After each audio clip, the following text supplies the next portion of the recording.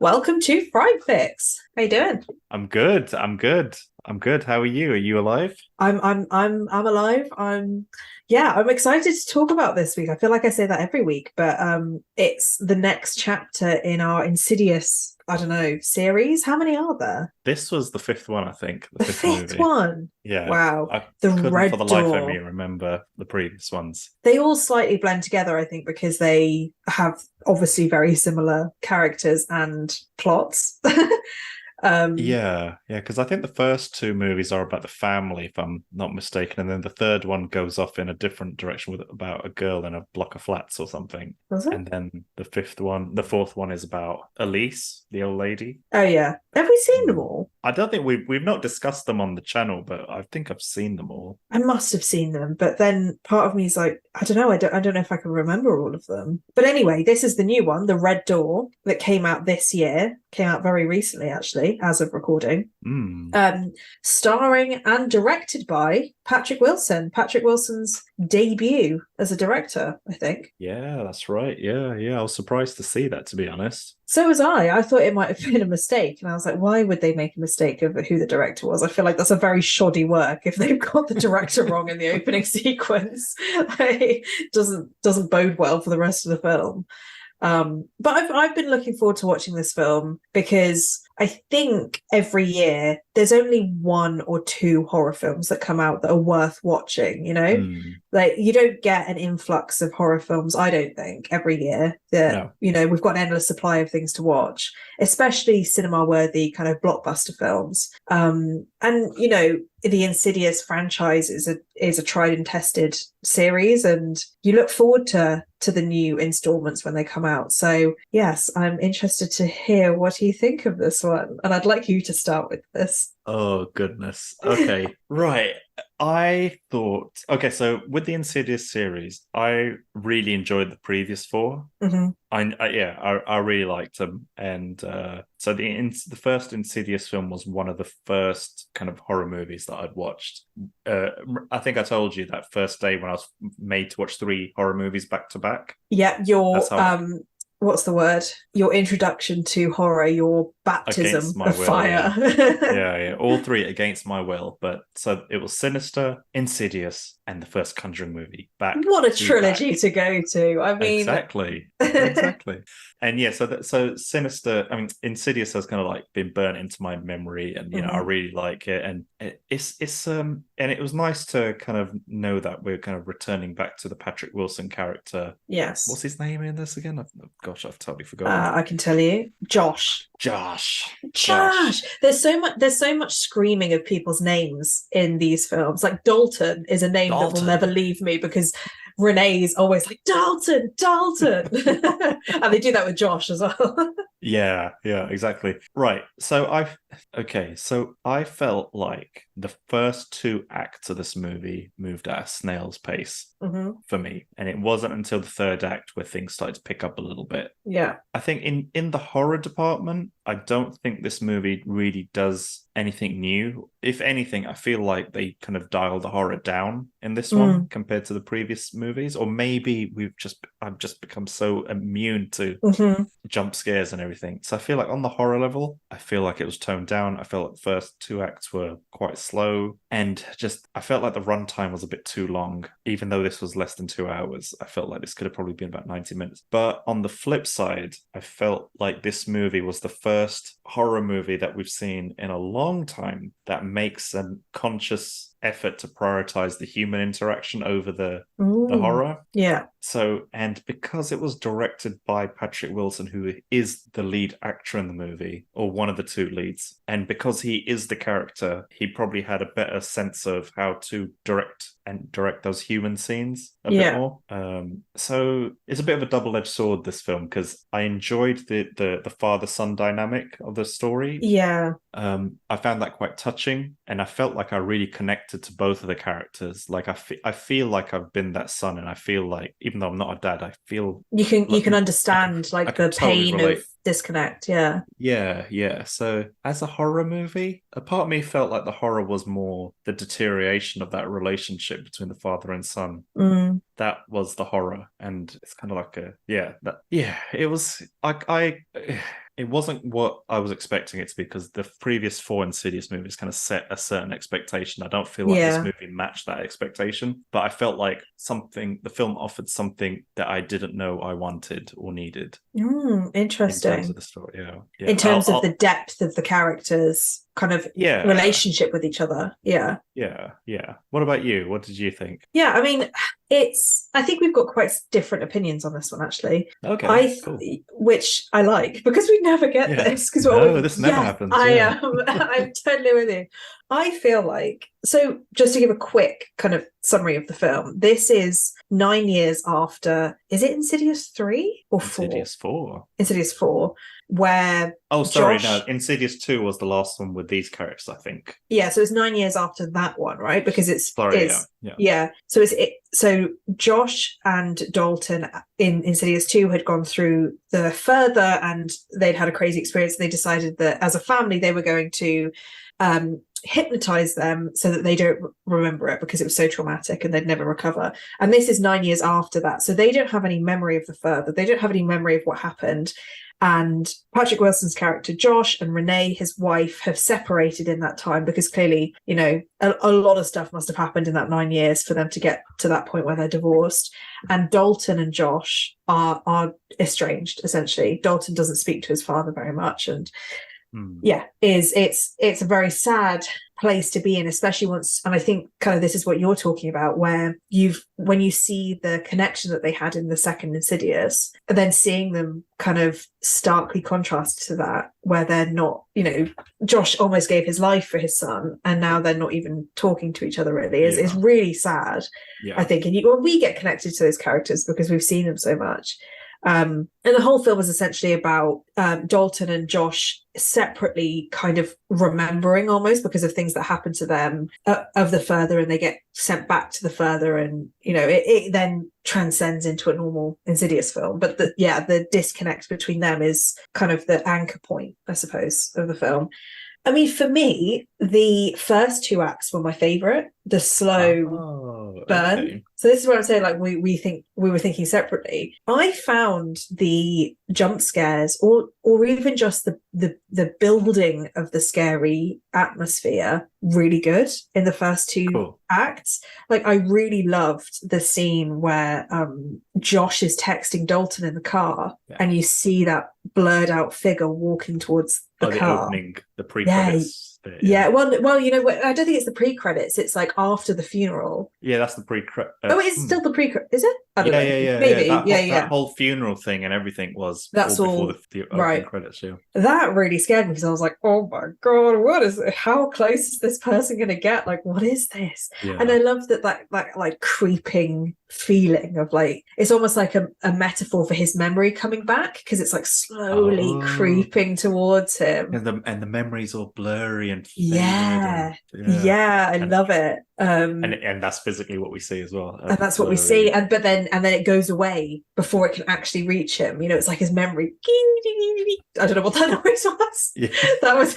I'll go what you meant. You know what I mean. So I love that, and there's other scenes that we can talk about, but I enjoyed that build up. But for me, I was so disappointed by Act 3. I finished the film being like, what? Really? Like, that's where we're going with this? I just felt like the plot, if a plot was a really tight piece of string, it just completely unraveled by the end. What bit did you not like, or what was it you didn't, were you disappointed by? I think the main thing for me was I didn't understand why they went back to the further. Like the second Insidious was so strong because the whole point was Josh needed to save Dalton. He was in the further, he was in a coma, and he had to get him back. Yeah. And then now it's like Josh and Dalton are in separate places, and they're slightly going into the further, and then all of a sudden they're in the further, and Dalton's kind of stuck there, and Josh is coming to find him, but it's in the span of like 10 minutes of the film, right at the end. Yeah.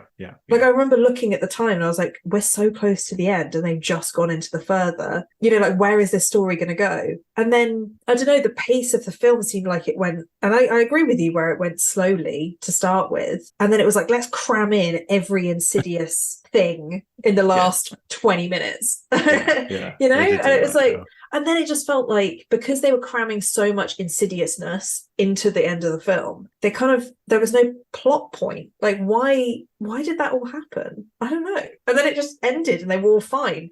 I think it probably would have been better if Dalton had to leave Josh in the further and he eventually died or something. But like, no, he gets out. Everyone's fine. So, all right.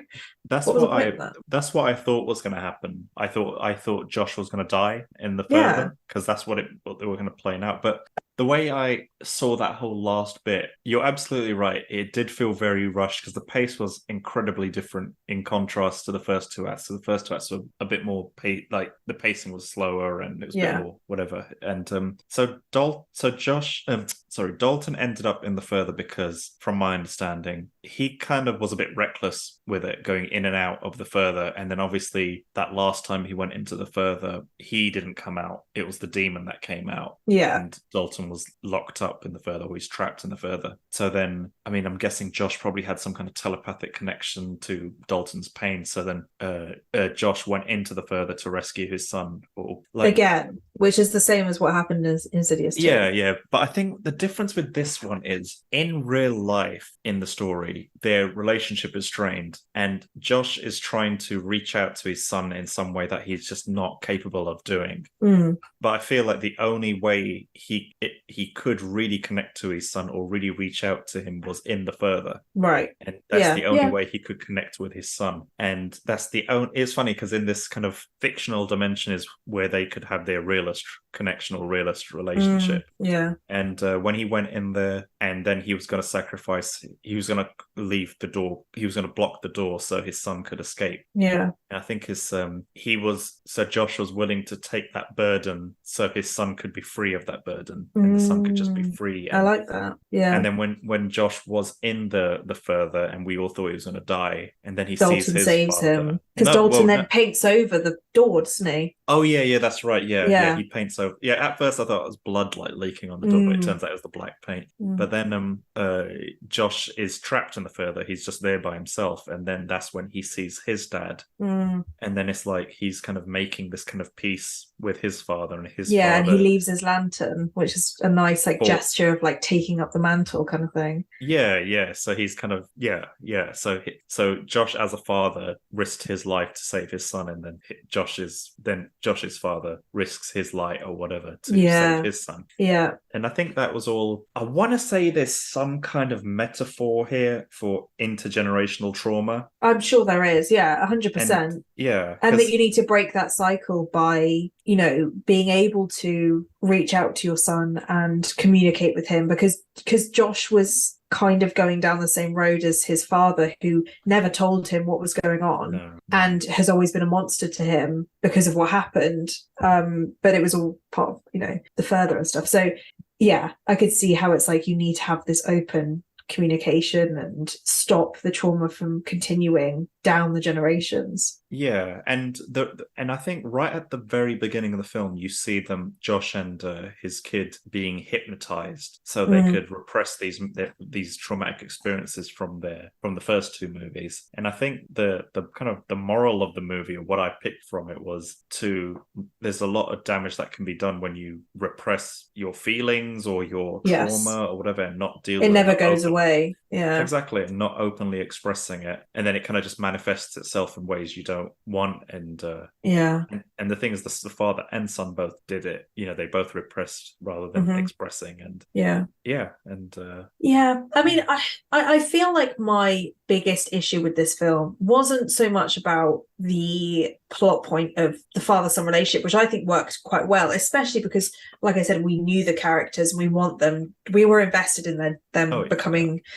I think for me, it's that there wasn't a solid threat. Like it's not like a monster that's kind of pulls it all together. Like you've got Mike Myers or whatever, that is like the underlying threat throughout the film. For me, in this one, it was like there are so many random ghosts and random apparitions that happen, and then right at the end you've got the Insidious demon, and like we don't know what he wants. Like in Insidious 2 he was very much wanting Dalton, but in this one it's like it doesn't seem to have that as much. It's like he's just shoehorned in because he is the monster that is trying to get to him, you know. And it's like I feel like they hadn't developed the threat of why they were going into the further and what they were trying to stop getting out. Like we've seen this monster before, and what I thought was going to happen was that Dalton was going to be kind of seduced by the devil character.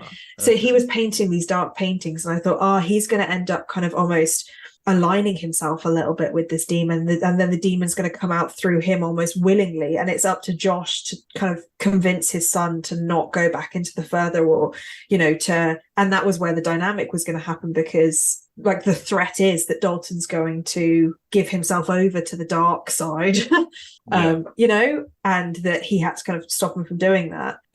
Like what is the demon trying to achieve? Like, is he trying to get into the real world? Is he trying to take Dalton? Like, I don't know.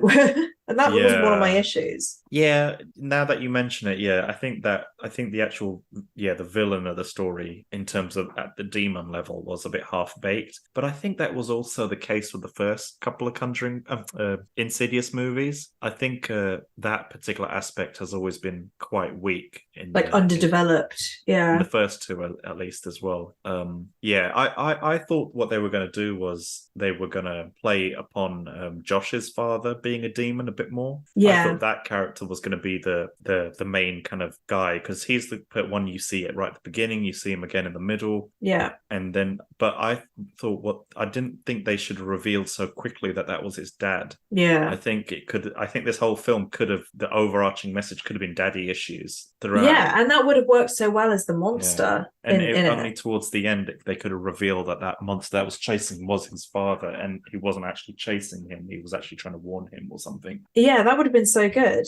I mean, I have saying all this stuff about what I don't understand and what I don't like. There were some bits that I did love and did freak me out. Was there any scenes for you that like did freak you out? Oh gosh, definitely. So this film didn't have like the jump scares for me, but it had a few really chilling moments. The one that, oh my gosh, I don't know why this really freaked me out, but it was the first part in the movie where I was like, like, so right towards the end when Josh comes out of the further for the last time, and his roommate comes into the room and gets these lights she's like, where she's like testing the lights. And she's like, because she's aware that Josh is afraid of the dark, so she buys all these lights for him and says, look, I'm going to make sure your room is always illuminated. And Josh comes and sits down next to her, but he does not say a word, and all he's doing is just staring at her.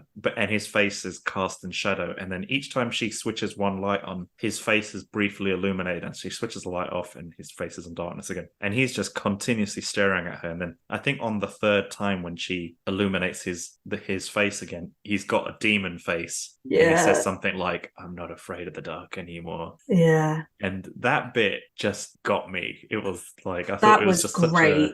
What a good, because you know something's gonna happen, but like I've never seen something like that where it's that was a really good one. That sends shivers over. And it's also because it's quite subtle. It's not like bam, very, jump scare. I mean, one of the less subtle ones that did freak me out was the MRI scene where Josh gets, I mean, I knew something was coming, but like, I don't know, old people really freak me out. So Josh is in an MRI machine and he kind of goes to sleep, and when he opens his eyes, the MRI room is like dark and the doctor's not answering him, and he's like, I want to get out, and he's saying no.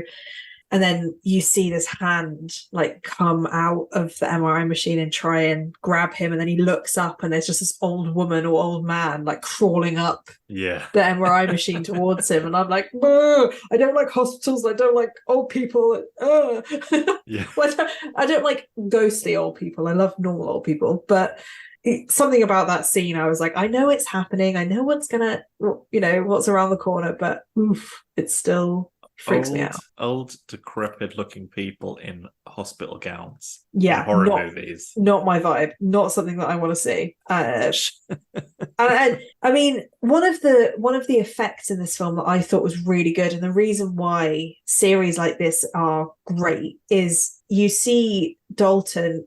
So when Dalton has that flashback of when his dad tried to kill him when he was being possessed, yeah, like you actually see young Dalton, like the actor, as a young boy, because it was filmed at the time where he was actually young. So it's like, goodness. Oh my God, it's actually him, but younger. And he's in the same scene as his older self. Like, how cool is that? Because he was actually in the original ones.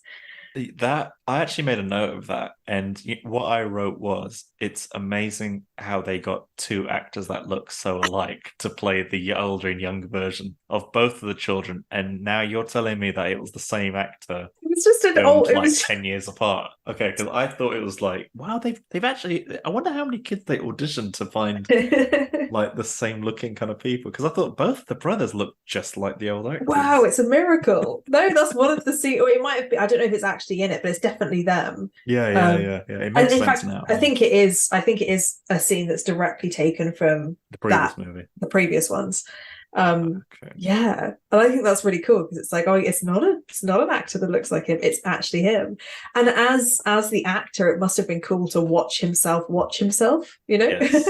It's like an inception of watching himself. That's just brilliant, though. Like, if you can find a filmmaking cast and team crew, that can commit to a series for this long to make something like that happen, that's pretty cool, actually. It is, and I think we're connected to the characters enough to kind of almost let this film kind of let it have its bad bits as well. I don't know.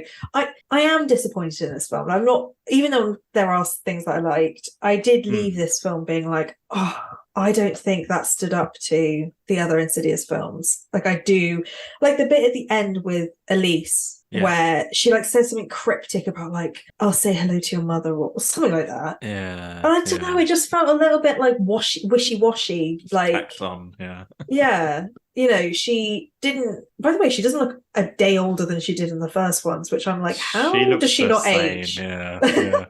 Absolutely. But those kind of things where it's like it tries to say something quite deep and then ends up just being a little bit, it's not as bad as being cringy, but it's just a little bit like, I don't know why you did that. Like, that didn't feel like a strong ending to be like, oh, it's Elise. Do I know you? I knew your mother. Yeah. Say hi for you. It's like... Yeah, I hear what you're saying, totally. Yeah, the fact that she was...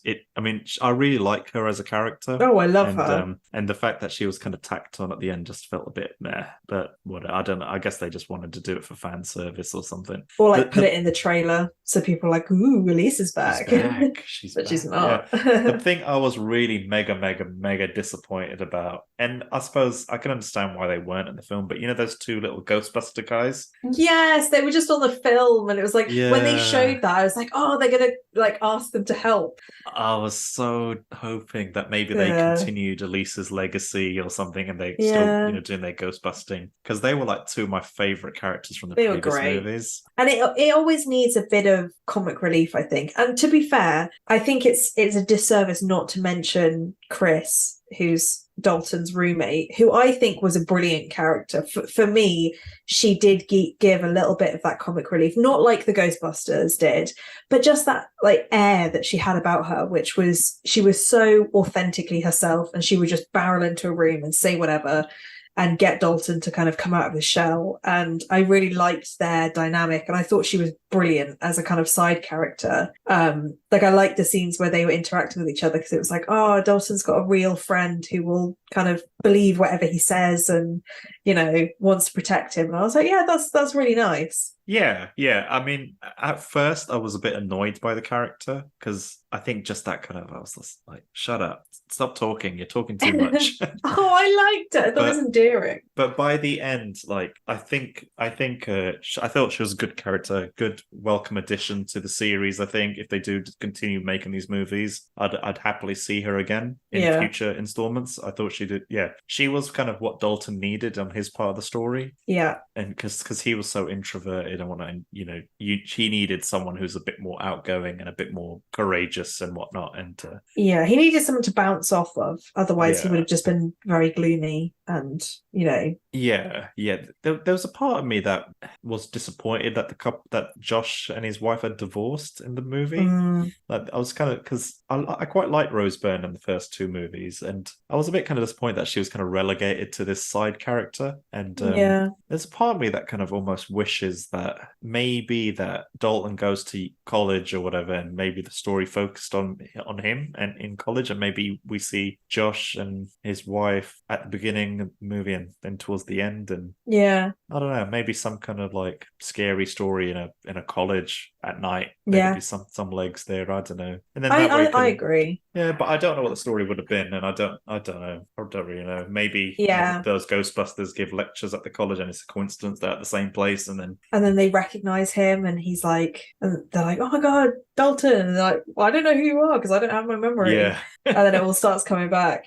I mean, I see the direction that this film took of the father-son thing, and maybe it's trying to be too many things at once. Like, it's trying to be a coming-of-age story for Dalton in college and his art career and everything, plus his relationship with his father, and then it kind of sidelines people like Rose Byrne, Renee, and the other two kids that I frankly forgot existed. When I was like, who is that other kid? I thought I thought Dalton was an only child, and then I remembered, oh yeah, there were actually other kids involved. Yeah. I mean, this film didn't feel, and from what I've read, people are saying that this is like supposedly the final Insidious. It's like the fifth and final one, potentially. And I'm like, for me, it just doesn't feel like an ending. It just felt too happy. It didn't sacrifice anything. And I'm not saying that everybody needs to die, but part of me was like, something should have happened. It ended up being a little bit too and everyone lived happily ever after. Yeah. I think for me, the thing that kind of sealed the deal of it was, at the end when he's like, when Dalton puts up a painting of his father on the wall, and then the father goes, "Oh, I finally made the wall." Because earlier on in the film, he says, "Oh, it looks like I made the wall." I think for me, that kind of just was the pretty little bow at the end of it. I don't know why. I mean, that bit, I don't know why, but it almost brought a tear to my eye, and I don't know why. I don't know why. Maybe it's my deep-seated daddy issues as well, or something. But it's kind of maybe. Yeah, and I think I think that's what they're going for, though. Yeah. But one of the things that made Insidious 2, if I'm remembering right, so good was that, like, you think everything's fine and then suddenly it's not, because they see the photos and they see that the ghost has been with him the whole time, or whatever it was, that like, oh my god moment at the end of it. That for me feels like Insidious, that kind of they missed something and now there's more to go. And I don't know, it just felt like, and I get that this is a very heartfelt moment, and it's nice to see that they've reconnected of these two characters that we really care about. But then the other part of me is like, for me, Insidious should always be left on a cliffhanger of like, the further is always there. There's always something that's going to come out and get you in the night. Yeah, but then I think it would have made everything for nothing if that all their struggles for nothing. And I feel like they needed to have achieved something by the end of this in terms of their struggles with the father-son relationship, the father-grandfather relationship, the confronting their traumas. Yeah. And I feel like there needed to be some kind of resolution to it. And I think they kind of look. It's not the best movie ever, is it? Is it the best Insidious movie? In some respects, it isn't, but in some respects, I think it kind of goes beyond some of the others in terms of the emotional side of things. It kind of offers that which the previous ones really didn't, and I don't know, man. I mean, I thought it was a worthy entry. Personally, I thought it was. So this is the fifth Insidious movie. I would happily say that none of them are shit. Like, I think all five of them have something. Which is a massive testament to a series. Like, like having 5 films that hold up in some way. I mean, this for me was the worst, and I'm not saying it was a terrible film, but when I'm comparing it to the other Insidious films, I think I've got quite a high bar of what I want. And I also think because Elise wasn't in it, and because the Ghostbusters, whatever their names are, weren't in it, that sometimes is a bit of a driver, and that it felt like it unraveled at the end for me, of like, why are we scared right now? Like, what are they doing? What are they trying to achieve, kind of thing? And like, I understand the lovely ending, but for me it was just like something was missing. Although one of the things that did make me feel like, oh, that's pretty sweet, was did you notice the dry oats thing, where like Chris is like, oh, what's the what's a weird thing that you do? And he's like, oh, sometimes I eat like instant oats without milk. And then Josh has a scene where he's eating instant oats with the dry. It was like that. Those kind of things are really sweet. So it's like, oh, they are father and son, and they have a lot of connection. They just need to find each other again. But I mean, maybe for me, one of the things that would have made this film like, okay, I understand what this is all for, is like when Patrick Wilson is holding the door back, Dalton accepts very quickly that he should go. Like, he's like, okay, I'm going to leave, and Josh is going to hold the door. If there was more of a moment there where they had a conversation about, the last 9 years and the way that they were feeling, and I'm not saying they have to spell everything out, but like some kind of like moment of connection of like, I don't want to leave you, like I love you as a father, and I'm so, and he's like, I'm so proud of you for everything you've done, like you've got to leave, kind of thing. That for me would have been like the clincher of like, oh, this is really getting good now, and it was just like Josh was like, you gotta go, and Dawson's like, okay. He just leaves. I 1,000,000% agree with you, because even when we were watching that scene, I thought, okay, there needs to be a bit of back and forth there. There needs to be something. But yeah, totally. If there was some words spoken in that moment, an exchange between the two, that was more than them just staring at each other. Just something, some kind of acknowledgement. Like in those moments before death is like when you can confess your last words or whatever. Just. Or even if Dalton just said, you saved me once before, like let me save you this time. Like I'm not a kid anymore. Like I want to help you, kind of thing.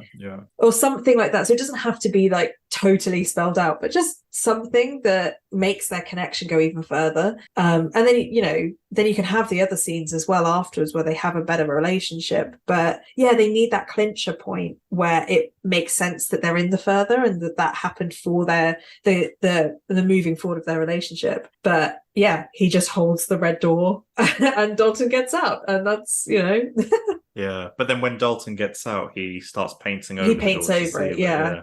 So he kind of saved his dad. Yeah, but how does he know that? Like, how does he not know that that's going to, how does he know that that's going to close the door? I think throughout the movie, both of them seem to have this kind of psychic bond. They do, with the further. So maybe they just knew inherently, like he painted the door into existence, and maybe he can paint it out of existence. And I did love the art element of this film. I did think that was a really cool interpretation. Like when he kind of painted the red door and his grandfather on it, and then with the hammer, and then he could actually take the hammer out of the painting, and there's that like cool moment where he's like entering the further because of the painting. It's got really cool elements to it, I think, and it's probably worth a watch. But for me, it's like the things that I was expecting to happen didn't happen, and then you kind of get slightly disappointed because you think that your ideas are better. Or like, it's really big-headed to say, but like you think that it's going to do more than it does, and then it just kind of doesn't, and then it ends very positively, and you're like, is this a horror film? Is this an Insidious film? Or is it like a Disney happy ending? I don't know, maybe I'm a bit cynical, but